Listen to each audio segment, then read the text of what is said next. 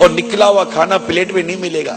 کیا زندگی اس کی اسی طرح آپ کے لیے چاول سالن نکالتے نکالتے نکل جائے گی؟ کیا اولاد کا یہ کام نہیں ہے؟ کیا یہ اولاد نہیں ہو سکتی کہ ماں اپنی جگہ بیٹھی ہو؟ ماں بیٹھتی کیا ہے؟ میں تو اب سمجھانے کے لیے، ماں کی عظمت دل میں بٹھانے کے لیے کہہ رہا ہوں، ماں کہاں بیٹھتی ہے بیچاری؟ اب لاکھ بولو نا، ماں پھر بھی نہیں بیٹھتی، لیکن یہ اولاد آپ بولتے ہو کہ نہیں بولتے، اس پر سوچئے کہ آپ یہ کرتے ہو کہ نہیں کرتے؟ جب ابا گھر میں آتے ہیں تو آپ اٹھ کر پانی پلاتے ہو، کبھی ماں کو اٹھ کر پانی پلایا ہے؟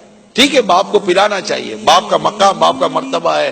میرا موضوع والد ہے ہی نہیں اس وقت، میرا موضوع صرف ماں ہے کہ ہم نے ماں کو گویا کہ گھر کی ملازمہ بنایا ہوا ہے۔ ہم سارے افسر ماں ملازمہ، ہم سارے افسر ماں نوکر، گھر میں منہ چڑھا ہوا ہے، سارا غصہ ماں پر نکال دیا۔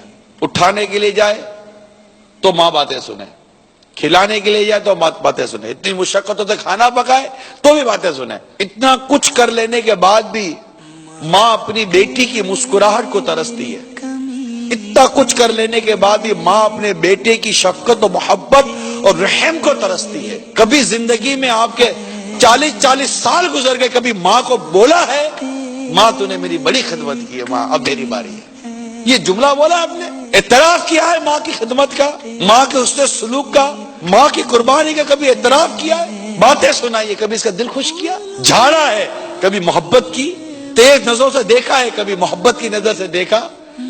ارے اس کے نوالے لیے ہیں، کبھی اس کے منہ میں نوالا ڈالا ہے؟ جب آپ 2 3 4 سال کے تھے نا، ماں کے پاؤں دباتی تھی، بیٹی ہو چھوٹی یا بیٹا ہو چھوٹا، ماں پاؤں دباتی ہے، لیکن کبھی اس بیٹی نے ماں کے پاؤں دبائے ہوں گے؟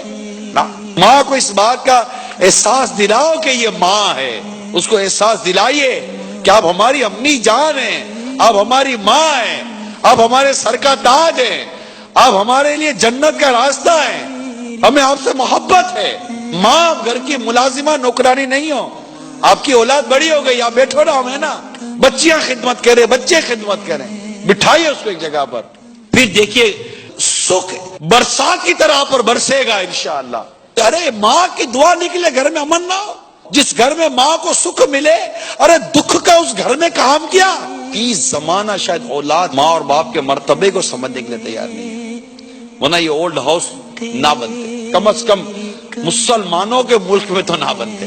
شرم آنی چاہیے ایسے بیٹے کو، تو زندہ ہے، اپنے بیوی بچوں کے ساتھ خوش ہے، اور تیرے ماں باپ اولڈ ہاؤس کے اندر ایڑیاں رگڑ رہے ہیں۔ ارے سالوں گزر جاتے تم ماں باپ کو دیکھتے نہیں ہو، اور تمہارے ماں باپ تھے کہ تم ایک لمحے کے لیے آنکھوں سے اوجھل ہو جاتے تھے تو ان کو بے چین کر دیتے تھے۔ کہاں چلا گیا؟ کہیں باتھ روم میں گر نہ گیا ہو، کہیں گیلری میں چڑھ نہ گیا ہو، کہیں چھت پر چڑھ نہ گیا ہو، کہیں سڑک پر نکل نہ گیا ہو، کوئی اٹھا کر لے نہ گیا ہو۔ ارے کبھی دیکھا سوچا ماں باپ نے کتنی قلبی اذیتوں کے ساتھ تمہاری پرورش کی، اس لیے کہ اٹھا کر نکال کر باہر پھینک دو؟ تکلیف دیتے ماں باپ، یہی کہو گے نا؟ تکلیف دیتے، برداشت کر لو، اللہ تعالیٰ تمہیں اس کا اجر عطا فرمائے، صبر کر لو، اللہ تعالیٰ تمہیں اس کا اجر عطا فرمائے گا۔ مگر خدا کا واسطہ انہیں اولڈ ہاؤس میں داخل مت کرو۔ نوکری پر جانا ہوتا